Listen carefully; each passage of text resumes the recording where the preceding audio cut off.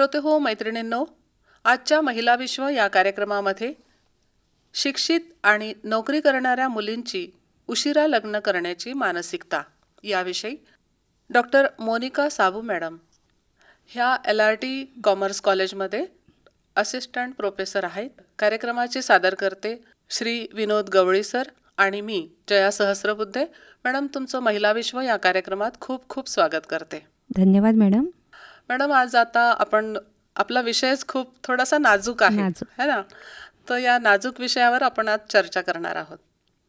तर सुरुवातीला मला तुम्हाला विचारायचं आहे की आपल्या विषयाला धरून आजच्या शिक्षित नोकरी आणि व्यवसाय करणाऱ्या मुलींच्या कोणकोणत्या अडचणी तुम्हाला जाणवतात? त्यांचा विवाह करण्यात किंवा पुढे आणखी काही कौटुंबिक जीवनात काही त्यांना या विषयाचा प्रभाव पडतो का नोकरी करताना? याविषयी तुम्ही सविस्तर आमच्या महिला श्रोत्यांना, मैत्रिणींना सांगा. बिलकुल बिलकुल. तर जया, सर्वप्रथम मी अकोला आकाशवाणी केंद्राचे व तुमच्या सर्व टीमचे आभार व्यक्त करते की त्यांनी मला या विषयावर बोलण्याची संधी दिली की नोकरी करणाऱ्या मुलींच्या अडचणी व त्यांची उशिरा लग्न करण्याची मानसिकता. खरं सांगू का, तर मी पण एक नोकरी करणारी स्त्री आहे. बरोबर. त्याच्यामुळे मी खूप स्त्रियांना जवळून पाहिलेलं आहे. त्यांच्या अडचणी मला माहिती आहेत. 11 वर्ष मी जनता बँकेत काम केलं आणि मागील 15 वर्षापासून मी लक्ष्मीबाई राधाकिशन तोष्णीवाल वाणिज्य महाविद्यालयात कार्यरत आहे. बरोबर. तर तिथेसुद्धा खूप महिला आहेत. बँकेतसुद्धा खूप महिला होत्या. त्याच्यानंतर मी सोशल वर्कमध्ये पण खूप आहे. त्यामुळे तिथल्या पण महिलांच्या अडचणी काय आहेत ह्या अगदी जवळून मला पाहायला मिळाल्या. आणि मी नोकरी करते तर खूपसे प्रश्न असे दाटून आलेले आहेत आणि माझी अशी खूप इच्छा होती की माझे हे जे दाटून आलेलं मन आहे कुठेतरी मी हलकं करावं आणि त्यानिमित्ताने अकोला आकाशवाणीचं व्यासपीठ तुम्हाला मिळालं. तर खरोखरच मी खूप आभारी आहे मला ही संधी दिली. आणि अजून एक मी सांगते की आता मी 2-4 महिन्यापूर्वी मी तिरुपतीला गेली. बरं. तर मला ट्रेनमध्ये काही अड्डा मुलींचं, मुली म्हणजे काही त्याच्यात महिला लग्न झालेल्या, नुकतंच लग्न झालेल्या, काहींना 1-2 वर्षाचे बाळ, अशा त्या मुलींचा मला ग्रुप मिळाला. तर त्या ग्रुपमध्ये मग आमची चांगली ओळख वगैरे झाली. त्या ग्रुपमध्ये काही मुली होत्या इंजिनियर, काही CA, काही डॉक्टर्स अशा होत्या. तर हाच विषय नेमका निघाला की ज्या स्त्रिया नोकरी करतात त्यांना काय अडचणी येतात. खूप विषय रंगला आणि मग त्या विषयामधून असं लक्षात आलं की खरोखरच आपण ह्या ज्या महिला आहेत त्यांच्या ज्या अडचणी आहेत त्या समाजापर्यंत पोहोचवल्या पाहिजे आणि काय मार्ग निघू शकतो हे आपण पाहायला पाहिजे. तर आज मला या माध्यमातून ज्या स्त्रिया आहेत त्यांच्या अडचणी काय आहेत हे पाहायला मिळेल, त्याच्यावर आपल्याला उत्तर मिळेल.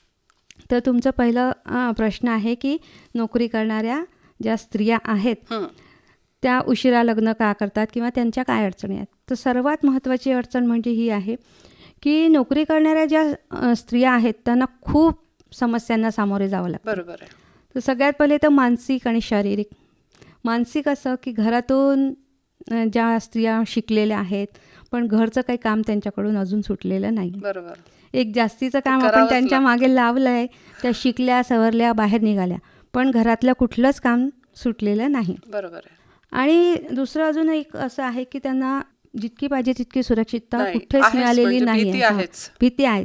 जर ती जॉब करून बाहेर निघत असेल तर रात्री वेळेच्या आतच तिला घरी जावं लागतं, पोहोचावंच लागतं. ही एक भीती आहे. म्हणजे लैंगिक भेदभाव जो आपण म्हणतो की संपला, तर तो अजूनही काही संपलेला मला दिसत नाही. बरोबर आहे ना. आणि घर आणि ऑफिसमधून जबाबदाऱ्यांमध्ये समतोल राखणे हे महिलांसाठी एक या ठिकाणी आव्हानच वाटतं असं मला वाटतं. बरोबर आहे. ऑफिसमधून एक ड्युटी पूर्ण करून पुरुष जेव्हा घरी येतात, तर आपल्याला माहिती आहे, आता तुम्ही पण स्त्री आणि मी पण स्त्री, आपण काम केलेलं आहे. तर आपण ज्या वेळेला घरी पोहोचतो तर आपल्याला कोणीच असं म्हणत नाही की थोडा वेळ बैस किंवा मग एक ग्लास पाणी पे किंवा मग चहा. पण तेच पुरुषांच्या बाबतीत मात्र ते जॉब करून येतात म्हणजे मोठं काम करून येतात आणि त्यांना अगदी ऑफिसवर मधून आल्यानंतर मग ते सोफ्यावर बसतात आणि आपल्याला म्हणतात की 1 कप चहा. ॲक्च्युली आपण तेवढंच करून आलेलो असतो आणि सगळं म्हणजे आपणही बाहेर जिथे काम करतो तर तिथे आपल्याला खूप काही म्हणजे असं मजा मारायला नाही मिळत, कामच करून आपण आलेलं असतं. पण अजूनही ही मानसिकता आहेच की पुरुषांनी जे काम केलं ते काम आहे आणि स्त्रिया ज्या बाहेर जाऊन काम करतात तर त्या एन्जॉयमेंटसाठी जातात किंवा मग त्यांना काय काम आहे असं म्हणजे वाटतं घरच्या लोकांना तरी बरोबर. की तुम्हाला काय काम असतं म्हणून, आणि मजा करतात. नेमकं म्हणजे मला हे म्हणायचं आहे की आपण मजा करत नाहीत, पण जे काम आपण करतो ते मजेने करतो. तिथे वातावरण आपण क्रिएट करतो. क्रिएट करतो. तर आणि हे आपण कोणाला सांगूही नाही शकत. आज तुम्ही इथे बसले, आम्ही इथे बसली, मी हे तुम्हाला सांगू शकते, पण मी घरच्यांना हे नाही सांगू नाही शकत. सांगू शकत. आणि माझ्या ज्या शेजारी वगैरे जे आहेत स्त्रिया, त्यांना सुद्धा मी हे असं समजून नाही सांगू शकत. तुम्ही जे मला म्हटलं की अजूनही स्त्रिया म्हणजे त्यांना भीती आहेच आहेत. की रात्रीच्या आत घरी पोहोचावं वगैरे, तर त्याच विषयाला अनुसरून हा प्रश्न आहे की समाजात स्त्रीला अजूनही दुय्यम वागणूक मिळते का? बिलकुल. अजूनही दुय्यम वागणूक मिळते, हे मला बिलकुल ठामपणे सांगायचं आहे. कारण आजही ज्या मुलींकडे आपण पाहतो, समाजाचा पाहण्याचा दृष्टिकोन हा वेगळाच आहे. स्त्री पुरुष हे समान आपण म्हणतो, पण खरोखर तसं नाही. नाही आहे. 20% लोकांच्या घरात जरी असं असलं की बा स्त्रीला मान द्यायचा, तिला विचारायचं, कुठल्याही महत्त्वाच्या निर्णयामध्ये तिला सहभागी करून घ्यायचं, पण प्रत्येक घरात 80% लोकांच्या घरात अजूनही असं नाही, असं मला तरी पुरुषच वाटतं. निर्णय घेतात पुरुषच आणि निर्णय घेतात. त्यांनी निर्णय घेतलेलाच तेच अंतिम मान्य निर्णय असतो. अंतिम निर्णय असतो. तर मग कुठे आपण म्हणतो की समानता आहे? दुय्यम स्थान दिलेलंच आहे ना. आहेच. आपण तिला बाहेर शिकवलं, ते मला असं वाटतं की घरच्या लोकांना कौटुंबिक आर्थिक सहाय्य मिळावं त्याच्यासाठी ती बाहेर पडलेली आहे, पण तरी तिला तेवढा मान सन्मान दिला जात नाही. तिला कुठेतरी दुय्यमच लेखल्या जातं असं मला वाटतं. आणि मॅडम, मला एक अजून तुम्हाला सांगावं असं वाटतं की ह्याच परिस्थितीशी अनुभव दुसरा असा आहे की अजूनही म्हणजे पहिल्या मुलाची आईच औक्षण करेल, हां, मुलगी असेल तर ती औक्षण करू शकत शकणार नाही. नाही. म्हणजे हे कितपत योग्य आहे? नाही, है ना? तेच मग आज हे जर सोडायला पाहिजे. 21वे शतक आहे, हम्म. पुरुषांच्या खांद्याला खांदा लावून जर स्त्री एक काम करत आहे, म्हणजे ऑटो चालक पासून विमान चालकापर्यंत स्त्री आहे, हो. मग तुम्ही इथे का तिला असं दुय्यम स्थान देता? है ना? तर तेच तर मग हे म्हणायला म्हणून आहे आपलं की समानता आली, स्त्रीला खूप महत्त्व दिलं गेलं. तसं नाहीये. म्हणजे ऍक्च्युअल परिस्थिती तशी तशी नाही. नाही आहे. शिक्षित आणि नोकरी करणाऱ्या महिला आर्थिकदृष्ट्या पूर्णपणे सक्षम झाल्या का असं तुम्हाला वाटतंय? नाही. म्हणजे जरी तिचा पगार महिन्याच्या शेवटच्या दिवशी हातात येत असला तरी तिला कुठेतरी उत्तर द्यावं लागतं. आणि मी तर म्हणते की काहीच महिला अशा आहेत की त्यांना हे माहिती आहे की आपली सॅलरी किती आहे, ती सॅलरी कधी जमा झाली का, तो मेसेज जातो नवऱ्याच्या मोबाईलवर जातो. अजूनही अशा महिला मी पाहत आहेत माझ्या आजूबाजूला की पगार किती जमा झाला हे तिला कळतच नाही. तिला आजूबाजूच्या जेव्हा महिला सांगतात की पगार जमा हो गई, तेव्हा तिला कळतं की हा जमा. म्हणजे आजही जॉब तिने करायचा, मेहनत तिने करायची, आणि पगाराचा मेसेज नवऱ्याला जातात, आणि हक्क नवऱ्याचा. त्याच्यातून ती म्हणजे तिला 10 रुपये जरी तिला त्या अकाउंटमधून काढायचे असले तर तिला अधिकार नाही. तिला त्या नवऱ्यालाच मागावं लागतं. आणि वरवर दिसता किती छान परिस्थिती दिसते ना आपल्याला की आज स्त्री खूप मोठ्या लेवलवर आहे. मला इथे हे नाही म्हणायचं की 100% म्हणजे सगळ्यांच्याच इथे तसं आहे, पण तरीही अजून आपल्याला हे दृश्य पाहायला मिळतं. आज प्रत्येक क्षेत्रात महिला काम करताना दिसतात. महिलांवर होणारा हिंसाचार संपला असं वाटतं का तुम्हाला? जसं आपण सुरुवातीलाच बोललो, है ना? तर हिंसाचारही संपलेला नाहीये. तर ज्या काही मिडल क्लास लोक आहेत त्यांच्या बाबतीत जर सोडलं, किंवा उच्च वर्ग जो आहे त्यांच्या बाबतीत सोडलं, तरी आपण आपल्या घरात ज्या बाया येतात अजूनही काम करायला, त्यांच्यावर तर होतच आहे ना. काही वर्ग जरी आपण सोडला तरी काही वर्गात पण याच्या मागचं कारण शिक्षण असू शकतं. शिक्षण हे असू शकतं, आणि आपण आता म्हणायला चांगलं वाटत नाही म्हणून आपण म्हणतो की नाही म्हणून, पण मानसिक हिंसाचार तर आहेच ना. मेंटली टॉर्चर आहेच. मुलांचं संगोपन कोणती स्त्री चांगली करू शकेल तुमच्या मते? नोकरी करणारी का घरी असलेली गृहिणी? मला असं वाटतं की म्हणजे वाटतं काय, मी भोगलेलं आहे सगळं. तर घरी जी स्त्री असते, होममेकर, ती मुलांचं संगोपन खूप चांगलं करू शकते. हिला तर वेळच नसतो ना संगोपन करायला. आणि अजून हिचं असं असतं की जेव्हा ही नोकरी करते तेव्हा ही आपल्या मुलाला आपल्या म्हणजे सासू सासऱ्यांजवळ किंवा आजी आजोबांजवळ त्या मुलाच्या ठेवते. तर त्यावेळेला तिला असं नेहमी असं की बा आम्ही तुझ्या मुलांना सांभाळत आहे, आम्ही तुझ्या मुलांना सांभाळत आहे, उपकाराची भाषा. मग आपल्याला असं वाटतं की आपण किती मोठ्या ऋणामध्ये आहोत. बरोबर. समाजात कुठल्या स्त्रीला जास्त मान सन्मान मिळतो, गृहिणीला की रोज नोकरी करणाऱ्या? रोज नोकरी करणाऱ्याला मान सन्मान तसा मिळतो, बाहेर मिळतो थोडाफार, ते पण मोठ्या पदावर जर असेल तर तरच. त्या स्त्रीला खरंच मान सन्मान मिळतो. सत्कारही बऱ्याच ठिकाणी होतात, पण तेच जर पद छोटं असेल तर तिथे मान सन्मान नाहीच.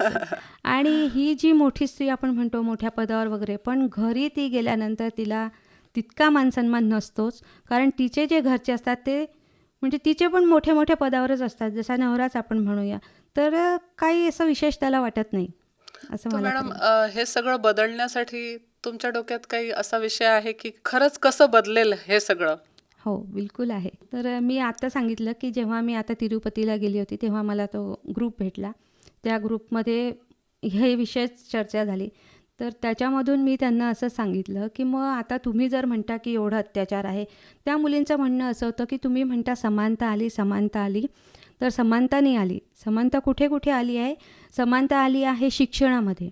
कुठलंही शिक्षण मुलं घेऊ शकतात, कुठलंही शिक्षण मुली घेऊ मुली शकतात. घेऊ शकतात. तिथे समानता आली.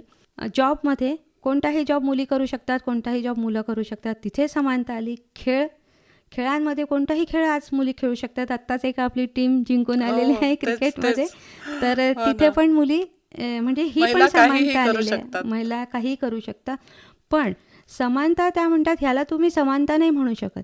त्या मुलींचं म्हणणं असं होतं हं, हं, हं. की तुम्ही फक्त जे बंधनं आधी मुलींवर होती ती बंधनं कमी केली. तर मी म्हटलं मग समानता कशाला म्हणायची? तर त्या म्हटतात की तुम्ही आम्हाला बाहेर काढलं शिक्षण देऊन, आम्हाला बाहेर काढलं, आम्हाला नोकऱ्या करायला लावता, आम्ही ते पुरुषाच्या खांद्याला खांदा लावून आम्ही काम करतो, तर मग तेच काम मुलांनी का आमच्यासोबत घरात करू नये? बरोबर आहे. आणि खरोखर मला असं वाटलं की खरं हा प्रश्न तिचा खरंच आहे खरंच आहे. की जर आम्ही खांद्याला खांदा लावून बाहेर काम करतो तर मग घरातली कामं त्यांनी आमच्यासोबत काय करू नये? बरोबर. की आणि बाहेर हे जुन्या काम करू. पिढीचा पण थोडासा या गोष्टीचा विचार करण्यासारखी गोष्ट आहे ही की हां, त्या लोकांनी पण बदलायला हवं, बदलायलाच है हवं. ना? तेच. काही आपले जे सासू सासरे आहे त्यांचा जो काळ होता तो हं. 1900चा होता. हो. आता 2100चा काळ सुरू आहे. तर ही शतकानुशतकं थोडंसं मेंटॅलिटी आणि बदलायला त्या पाहिजे. काळात ज्या स्त्रिया घरचे कामं करायचे त्या बाहेर अजिबातच जायच्या कारण नाही ना. नव्हतं. तर बरोबर. त्याच्यामुळे मग त्यांना दुसरे कामच नव्हते आणि परंपरा अशी होती की पुरुषांनी बाहेरची कामं करायची आणि स्त्रीने घरची कामं करायची. तर बरोबर. ती सगळं व्यवस्थित सांभाळून घ्यायची. गरम फुलके करायची, सेवा करायची, तेच काही तेच. हातपाय सुद्धा आणि लावायची. तीच एक म्हणजे मेंटॅलिटी जुन्या लोकांची अशी हे झालेली आहे की बाई आहे ना मग हां, तिने घरचंच काम करायला हवं. केलंच पाहिजे. पण या ठिकाणी ते हे विसरतात की ही जी बाई आहे ही 8 तास 10 तास बाहेर काम करते आहे. तिथलं वातावरण खूप वेगळं आहे आणि एकदम घरात आल्याबरोबर इतकी मेंटॅलिटी नाही नाही बदलू शकत ना. बरोबर आहे. नाही बदलू शकत. नोकरी करणारी स्त्री पुरुषांपेक्षा जास्त ताण तणावात जगते का? बिलकुल. कारण पुरुषांना तर फक्त बाहेरचंच काम असतं आणि ते घरात आल्यानंतर एकदम राजे होऊन जातात. आणि ही जी स्त्री आहे ही स्त्री घरात आल्यावर डबल रोल करते, त्याच्यामुळे तिला ताणतणाव असतं. असतोच. आणि बाहेरही काही तिला खूप काही असं कोणी खूप आनंदात ठेवत असेल ऑफिसर वगैरे असं नसतं ना, कुठेही ती काम करते तर. नोकरी करणाऱ्या महिला आणि गृहिणी हं, ज्या घरी आहेत हं.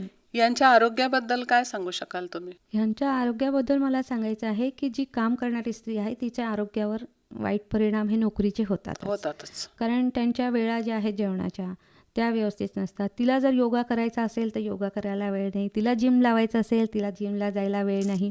इवन खाण्यापिण्याच्या सुद्धा त्यांच्या वेळा फिक्स नसतात. औषध घ्यायला वेळ नसतो त्यांना. बरोबर आहे. आणि काही जर त्यांना दुखतही असेल एखाद्या वेळेस तर आपण टाळमटाळ करतो कारण बरोबर. वेळ नाही, दवाखान्यात जात नाही आपण, आधी घरची कामं पहिले घरच्यांची आपल्याला काळजी. महत्त्व वाटतं. माझ्या मुलीचं मी उदाहरण सांगेल मॅडम तुम्हाला. हं. आता माझी मुलगी आणि माझी जावई दोन्ही डॉक्टर आहेत. अच्छा. त्यांना खायला सुद्धा वेळ नसतो, रात्री बेरात्री जावं लागतं, त्याच्यामुळे ॲसिडिटी होते, झोप बरोबर होत नाही. आणि मुलींचं तर अजून वेगळंच असतं की त्यांचे पिरियड्स आहेत, हे Periods. आहेत ते आहेत, हार्मोन्स आहेत, तर ह्याच्यावर खूप खूप परिणाम परिणाम होतो. होतो. घर आणि नोकरी यांच्यात संतुलन कसे राखता येईल? म्हणजे एक नोकरी करणारी स्त्री हं. आणि घरी काम करणारी, हो, तर घरचं काम करणारी ती व्यवस्थित हँडल करीन, करेल पण बिलकुल. नोकरी करणारी कसं हँडल करू शकेल? तर आजच्या त्या आधीच आपण म्हटलेलं आहे की त्या मुलींचा जर त्यांनी हे ऐकलं तर त्यांना असं वाटेल की काहीतरी वाचा फोडलेली आहे आमच्या प्रश्नांना. त्यांनीच उत्तरं मला सांगितली. मी त्यांना सांगितलं की मग आता तुम्ही असं म्हणता की समानता नाही आली तर मग काय करावं? त्यांचं म्हणणं असं होतं की ह्याच्यापेक्षा तर मग घरी राहून हं. आम्ही तेवढंच काम केलं तरी आता आम्हाला डबल त्रास झालेला आहे ना. तर म्हटलं मग आता काय मुलींना शिक्षण बंद करायचं की मग मागे ओढायचं, आता पुन्हा मुलींना जॉब करू द्यायचा नाही, पुन्हा बंधनं आणायची, काय करायचं? नाही नाही, काहीच करायचं नाही म्हणे. सरळ सरळ जे शिक्षण तुम्ही आम्हाला देता की स्वतःच्या पायावर उभी राहा, नोकरी कर, तसं मुलांना सुद्धा शिक्षण द्यायला सुरुवात करा म्हणे. की तुम्ही जर जॉबवाली अगर किंवा बायको करत आहे तर तिला पूर्ण साथ तुम्ही किचनमध्ये किंवा घरच्या छोट्या मोठ्या कामांमध्ये तुम्ही द्यायला पाहिजे. जसं त्यांच्याच आईवडिलांची इच्छा असते की ह्या सुनेने आपलं हे करावं ते करावं, तर त्यांनी सुद्धा त्याच्यात मदत करायला पाहिजे. घरच्या कामात छोटी छोटी खूप कामं असतात घरात, माठ भरणे आहे, दही लावणे आहे, दूध तापवणे आहे, भाजीपाला तोडणे आहे. तर जेव्हा आता काही काम जरी ती मुलगी करत असली स्वयंपाकघरात आणि इकडे जर त्या मुलाने सुशी समजा केली असेल आणि हा नवरा जर सोफ्यावर बसलेला असला तरी तो आवाज येतो, अगं हिने काय केलं पहा, आहे ना, ह्याने काय केलं पहा.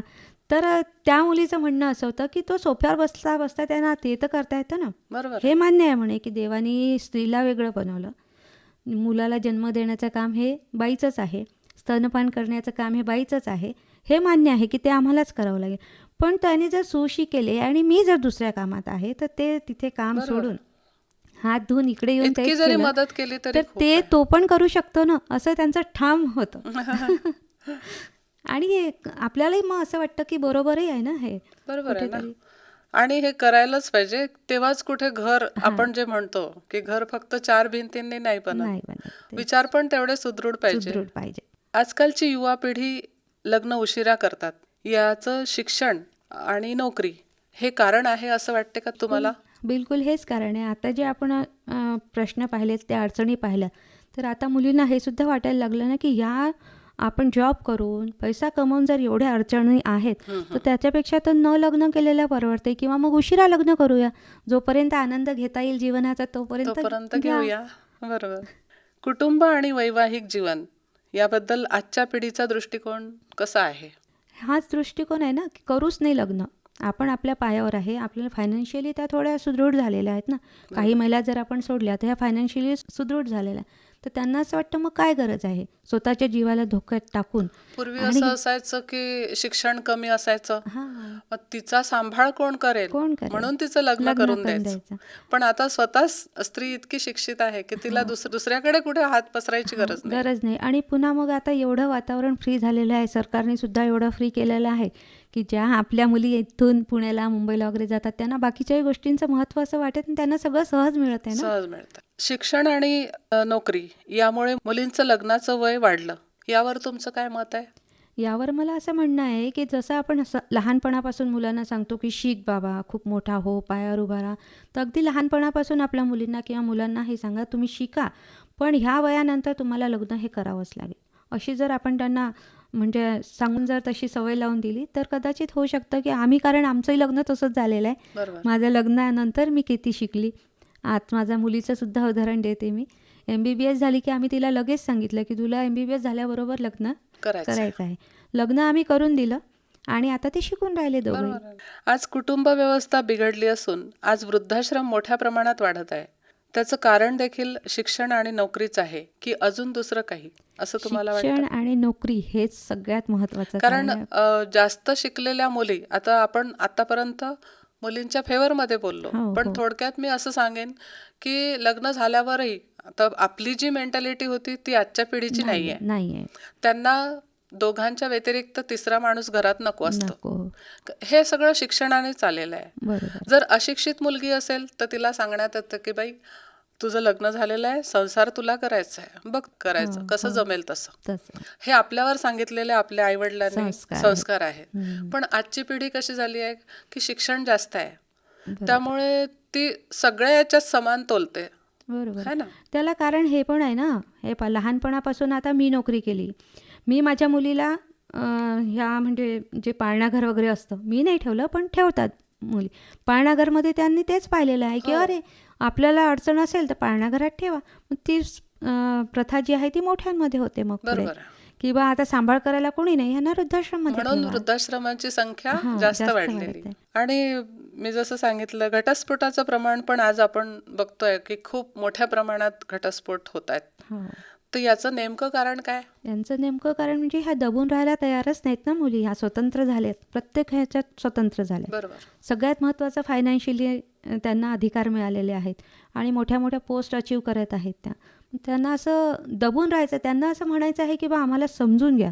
समजूनही जर कोणी घ्यायला तयार नसेल तर मग त्यांना असं वाटतं की मग ह्याच्यापेक्षा वेगळं राहिलं बरं. बरोबर आहे ना, की ज्या ह्यांच्या अडचणीत आहेच, ह्याच्यात तर काही दुमतच नाही, की ज्या मुली बाहेर काम करतात त्यांना अडचणी आहेत. त्या अडचणी समजून घेणारा, त्यांचं मन समजून घेणारं हे जर कोणी नसेल तर मग त्याच्यापेक्षा त्यांना असं वाटतं की बा वेगळं राहिलेलं बरं. बरोबर आहे. मॅडम, तुम्ही आज खूप छान विषयावर खूप छान गप्पा मारल्यात आपण. आता तुमच्या आवडीचं एखादं गीत आम्हाला, आमच्या श्रोत्यांना आवडेल ऐकायला. देखा एक खाव तो, किशोर कुमार आणि लता मंगेशकर गायलेला.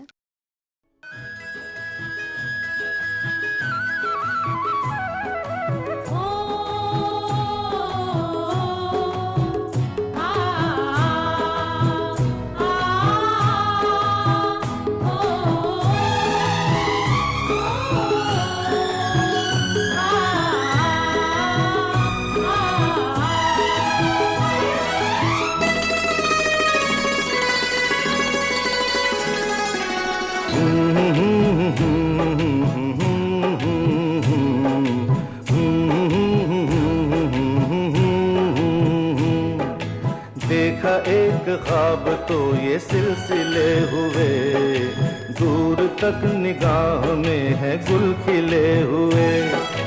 देखा एक ख्वाब तो ये सिलसिले हुए, दूर तक निगाह में है गुल खिले हुए.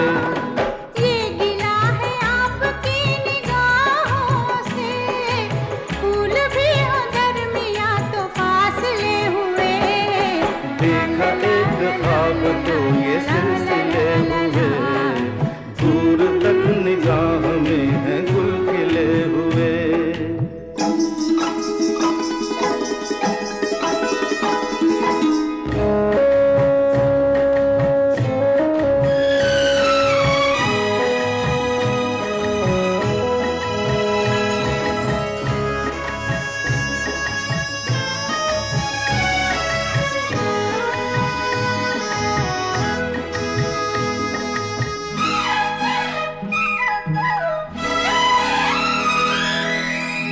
मेरी सांसों में बसी खुशबू तेरी, ये तेरे प्यार की है जादूगरी.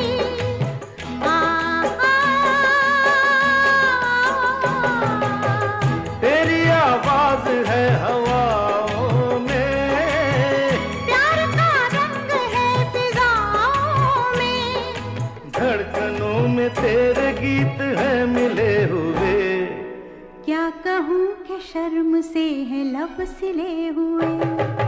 देखा एक ख्वाब तो ये सिलसिले हुए, फूल भी हो दरमियाँ तो फासले हुए.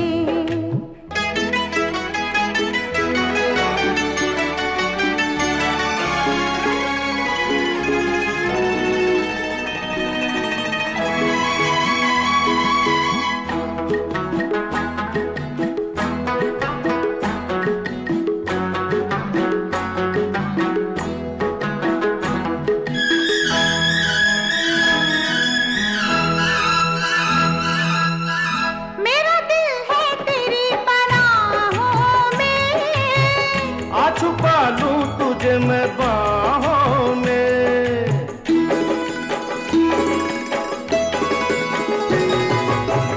तेरी तस्वीर है निगाहों में, दूर तक रोशनी है राहों में. कल अगर न रोशनी के काफिले हुए. प्यार के 1000 दीप हैं जले हुए. देखा एक ख्वाब तो ये सिलसिले हुए, दूर तक निगाह में है गुल खिले हुए. ये गिला है आपकी निगाहों से, फूल भी हो दरमियाँ तो फासले हुए. देखा एक ख्वाब तो ये सिलसिले हुए, दूर तक निगाह में है गुल खिले हुए. आ